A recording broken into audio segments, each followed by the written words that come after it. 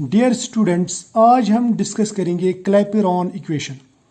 Clapeyron equation actually है क्या? ये एक थर्मोडायनेमिक रिलेशन है। थर्मोडायनेमिक रिलेशन किसका? थर्मोडायनेमिक रिलेशन इक्विलिब्रियम का थर्मोडायनेमिक रिलेशन। लेकिन किसके इक्विलिब्रियम का?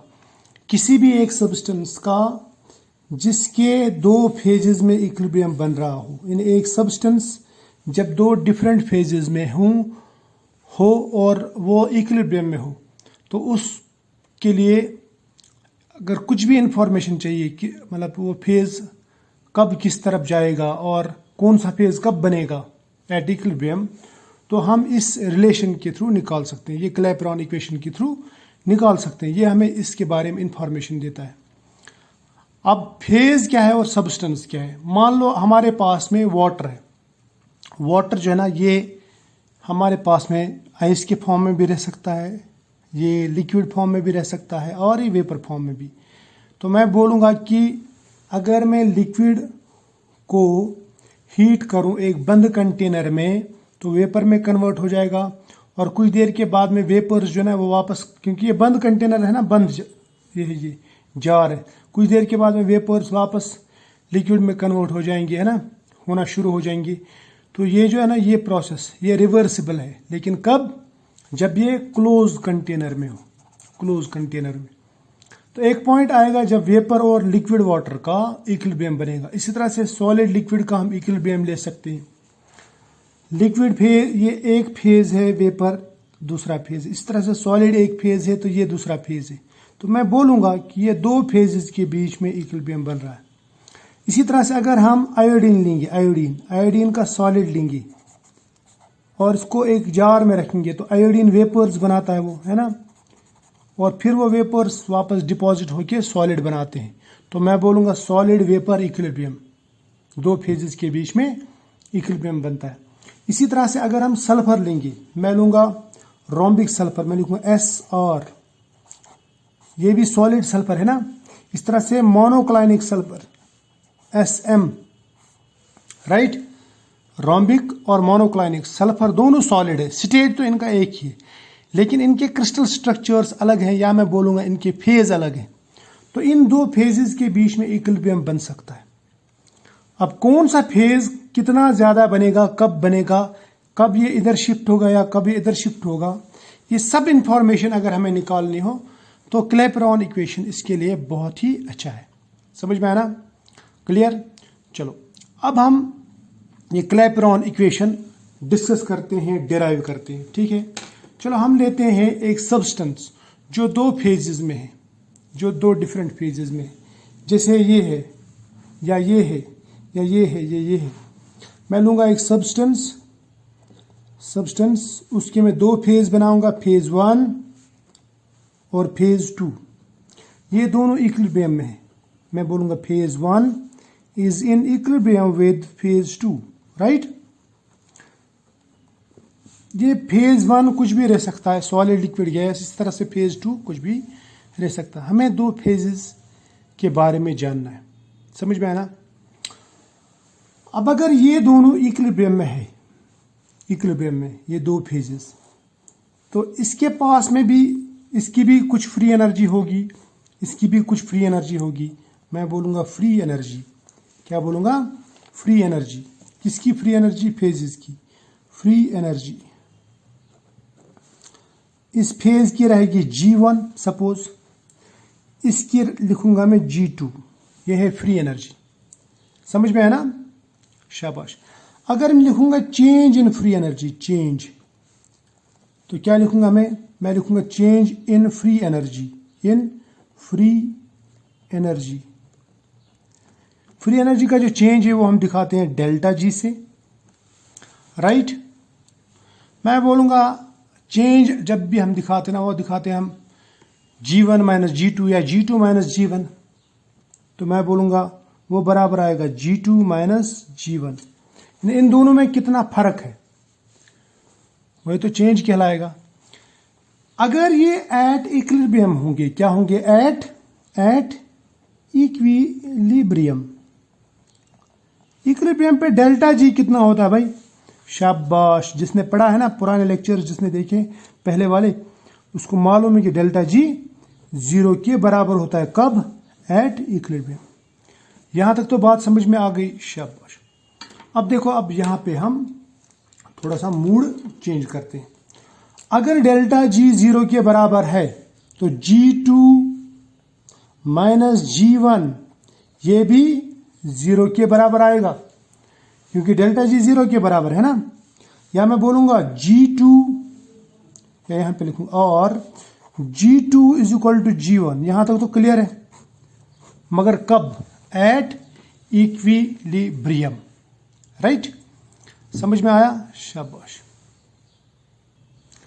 अब देखो, अगर मैं टेम्परेचर चेंज करता हूं, क्या करता हूं? टेम्परेचर चेंज, तो जाहिर सी बात है इक्विलिब्रियम भी चेंज होगा। और अगर इक्विलिब्रियम चेंज होगा तो इसका मतलब फ्री एनर्जीज भी चेंज होंगी, है ना, क्योंकि टेम्परेचर पे फ्री एनर्जी डिपेंड करती है। अगर मैं थोड़ा सा चेंज करता हूं, अगर मैं टी करता हूं change from T to T plus D T, यानी थोड़ा सा टेम्परेचर ऐड करता हूं, तो प्रेशर भी बढ़ जाएगा, प्रेशर चेंज हो जाएगा। कहां से कहां तक? P plus D P. थोड़ा सा चेंज इसमें भी हो जाएगा, है ना, क्योंकि थोड़ा सा टेम्परेचर बढ़ा दिया तो प्रेशर भी बढ़ जाएगा। तो G1 जो होगा, G1 इसमें भी थोड़ी चेंज हो जाएगी। G1 से लेके, G1 क्या है? फ्री एनर्जी ऑफ फेज 1, वो बढ़ जाएगा G1 से लेके DG1। इस तरह से G2 ये भी चेंज हो जाएगा, है ना। कहां से कहां तक ये हो जाएगा? G2 से लेके G2 प्लस DG2, यानी इतनी चेंज आ जाएगी, है ना। क्लियर? बात समझ में आ रही ना? Very good. अब देखो, आपको ये इक्वेशन याद रखनी है। At equilibrium G2 is equal to G1। यहां तक तो क्लियर है। चलो इसको नाम रखता हूं इक्वेशन नंबर 1। अब आगे बढ़ते हैं हम। देखो, इक्विलिब्रियम पे पहले ये था G2 is equal to G1, है ना। अब हमने थोड़ा सा टेम्परेचर बढ़ा दिया, चेंज ला ली इसमें। क्या ला ली? चेंज। चेंज कहां से कहां तक? मैंने चेंज ला ली इसमें T1 से T से T प्लस DT। इस तरह से G1 चेंज होगा, G1 से G1 प्लस DG1, राइट। और G2 चेंज होगा G2 प्लस DG2, राइट। तो इसका मतलब यहां पे भी चेंज लिखेंगे।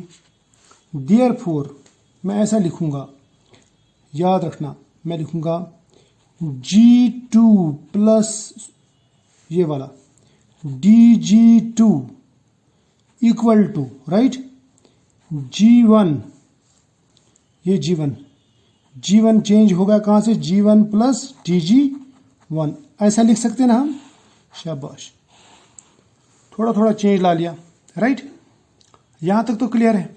Very good. अब देखो, मैं आपको एक इक्वेशन दिखाता है। अब यहां पे नजर रखो, मैं आपको एक चीज दिखाता हूं जो बहुत ही इंपॉर्टेंट, एक फॉर्मूला बताता हूं मैं आपको। आप ऐसा लिख देना EAGH, या आप यू भी लिख सकते हैं, तो E ही लिखो थोड़ा सा। EAGH क्या होगा? A, ठीक है। इसको लिखो यहाँ पे DDDD, राइट। उसके बाद में यहाँ पे लिखो D जो है ना, ये रहता है बराबर TDS माइनस PDV, राइट। अब अगर आपको एक याद रखना है, ये वाला याद रखना है, हो गया याद? TDS minus PDV, TDS minus PDV, TDS minus PDV। आसान है ना? शाबाश। अब दिखाता हूं मैं दूसरा।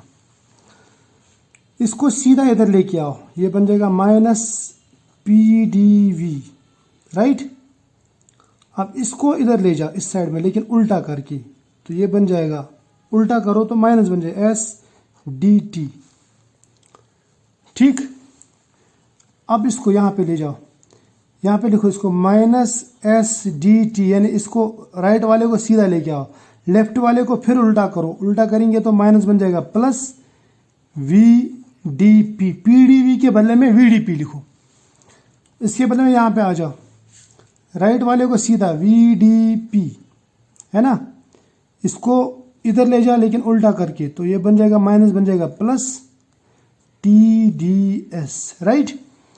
तो आपको एक इक्वेशन याद रखनी है, आपको ये चारों के चारों इक्वेशंस निकालने आएंगे। बहुत ही आसान है, ये एक ट्रिक है जो आपको याद रखनी है। अब अगर आपसे कोई ये पूछे कि डी जी किसके बराबर है, तो मैं लिखूंगा डी जी हमें मिल गया यहाँ पे एस डी टी है ना, plus V D P S D T plus V D P minus S D T है ना। या मैं इसको ऐसे भी लिख सकता हूँ, it is V D P minus S D T, एक ही बात है, आप इसको ऐसे लिख सकते हैं, राइट। अगर मैं ये वैल्यू जो है ये पुट कर दूं इक्वेशन, सपोज इसको रखेंगे नाम इक्वेशन 2 में, putting this value in equation 2, समझ में आया ना। या मैं ऐसा कह सकता हूं, फिर अगर वैल्यू नहीं पुट की है तो उस वैल्यू पुट करने से पहले ही बताऊंगा मैं। बताओ अगर डी जी इसके बराबर है V D P minus S D T के, समझ में आया ना। तो फिर मैं लिखूंगा डी जी वन बराबर होगा V one D P minus S one D T, होगा ना, राइट। डी जी टू किसके बराबर होगा V two D P minus S two D T, right. लिख सकते ना ऐसा, शाबाश। अगर हम ऐसा लिख सकते हैं, अगर आप इस बात से सहमत हैं, तो फिर मैं इस इक्वेशन को थोड़ा सा घुमा सकता हूं। किस इक्वेशन को? इस इक्वेशन नंबर 2 को कैसे घुमा सकता हूं? देखो, हमें मालूम है G1 is equal to G2 at equilibrium, है ना। और अभी हमने देखा ना ये G2 is equal to G1, तो इसका मतलब ये और ये दोनों बराबर, तो कट, यहां पे ये कट मार देंगे, राइट। अगर ये कट गए तो हमें क्या मिलेगा? हमें मिल जाएगा DG2 इक्वल टू DG1, यही मिल जाएगा ना, शाबाश। अब DG2 किसके बराबर है?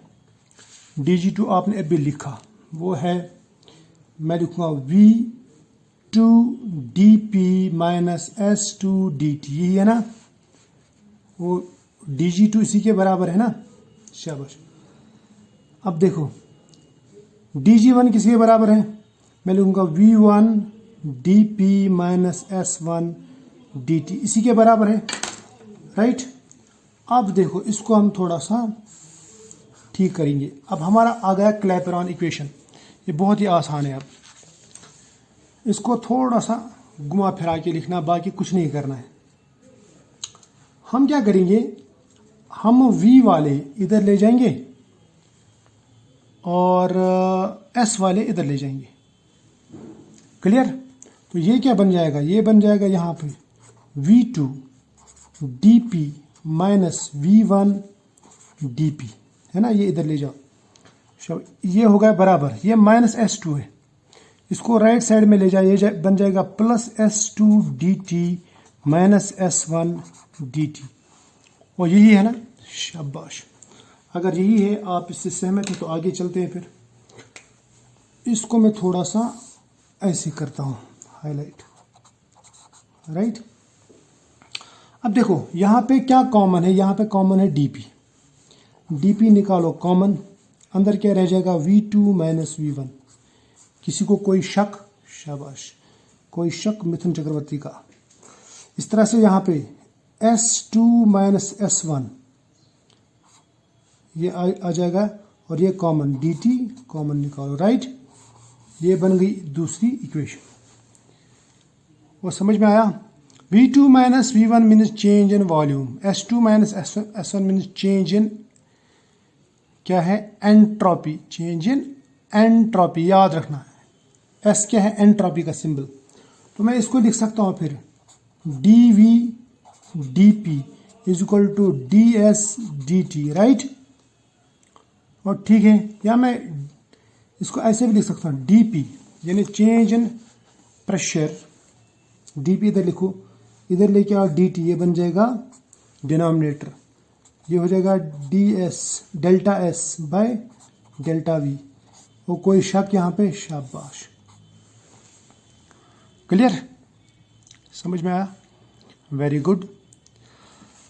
अब ये जो है ना, ये बन जाएगा change in pressure with change in temperature is equal to change in entropy with with change in volume. ये जो इक्वेशन है, इस इक्वेशन को भी हम कह सकते हैं क्लैपेरॉन इक्वेशन। लेकिन इस इक्वेशन को थोड़ा सा मैं मॉडिफाई करूंगा। कैसे मॉडिफाई करूंगा?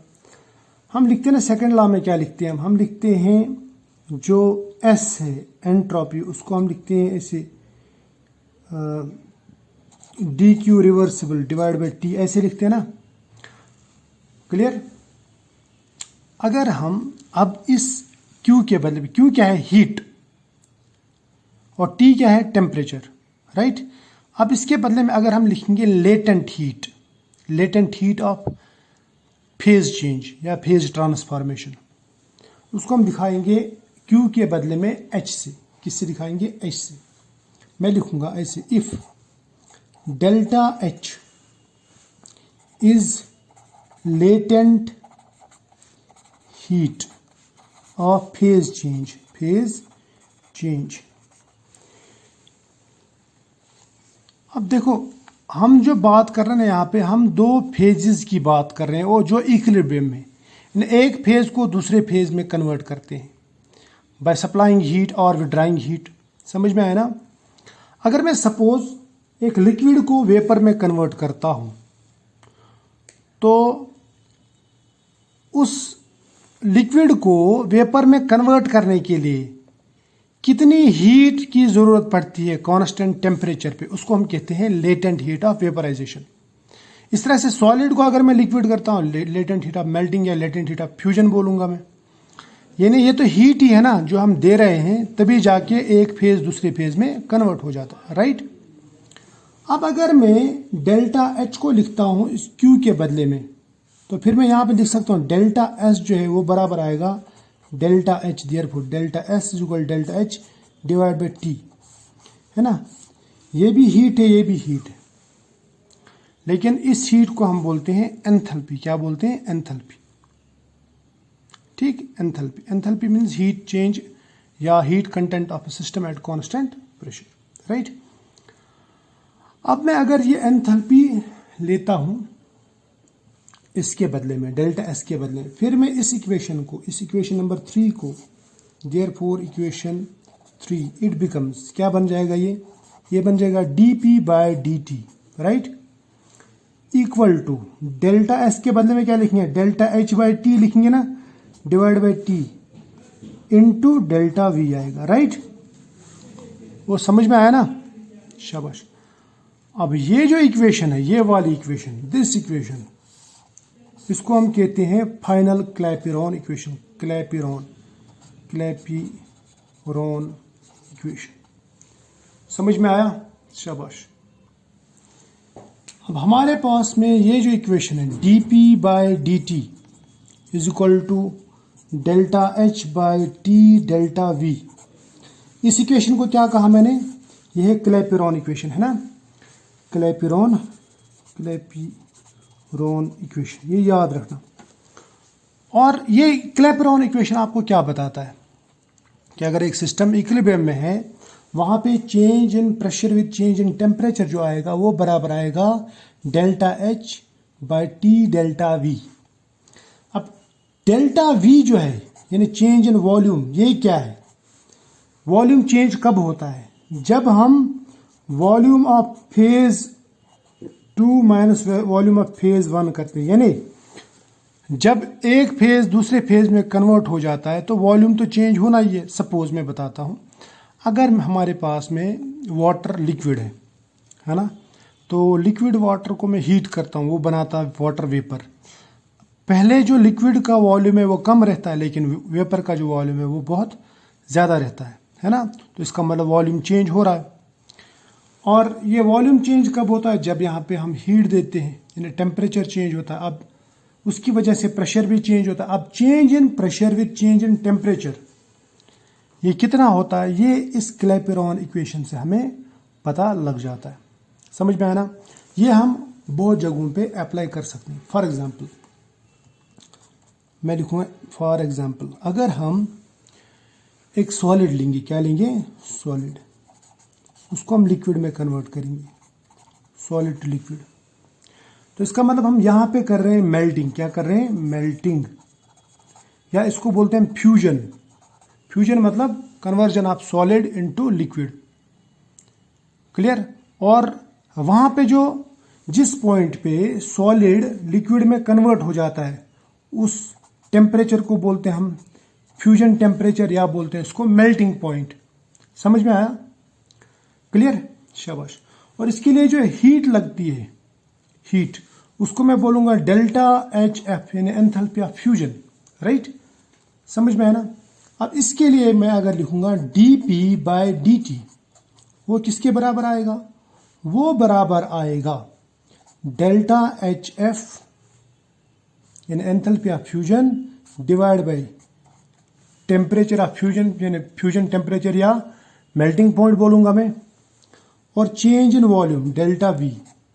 अब ये जो डेल्टा वी है ना, ये देखना है हमें क्या है। डेल्टा वी जो रहेगा, हम सॉलिड से लिक्विड जा रहे हैं ना, तो मैं बोलूंगा ये चेंज इन वॉल्यूम है, यानी इनिशियल वॉल्यूम, या मैं बोलूंगा ऐसा final volume minus initial volume.